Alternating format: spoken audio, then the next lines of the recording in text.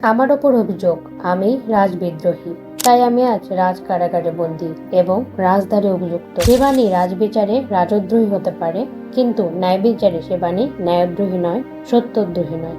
1923 সালে 7ই জানুয়ারি কলকাতার প্রেসিডেন্সি জেলে বসে কাজী নজরুল ইসলাম রচনা করেন 4 পৃষ্ঠার এই কালজয়ী বক্তব্য রাজবন্দী জবানবন্দি।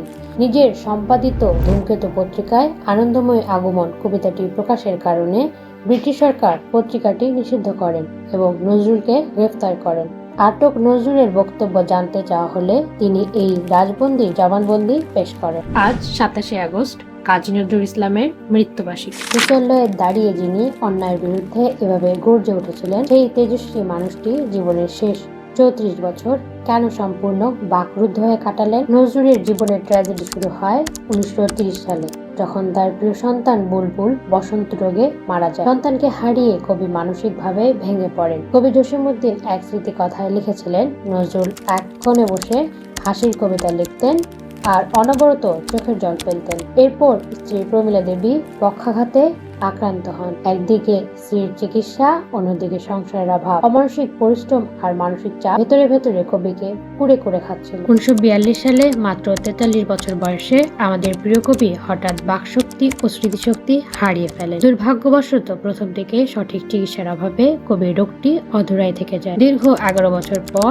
1953 সালে তাকে লন্ডন ও ভিয়েনার নিয়ে পরীক্ষা করানো হয়। চিকিৎসকরা জানান কবি ব্রিক্স ডিজিজ নামে এক বিরল ও জটিল মস্তিষ্কের রোগে আক্রান্ত, কিন্তু ততদিনে অনেক দেরি হয়ে গেছে। রোগটি নিরাময়ের সুযোগ আর ছিল না। এক দীর্ঘ নীরবতার পথ পরিক্রমা শেষে আসে 1972 সাল।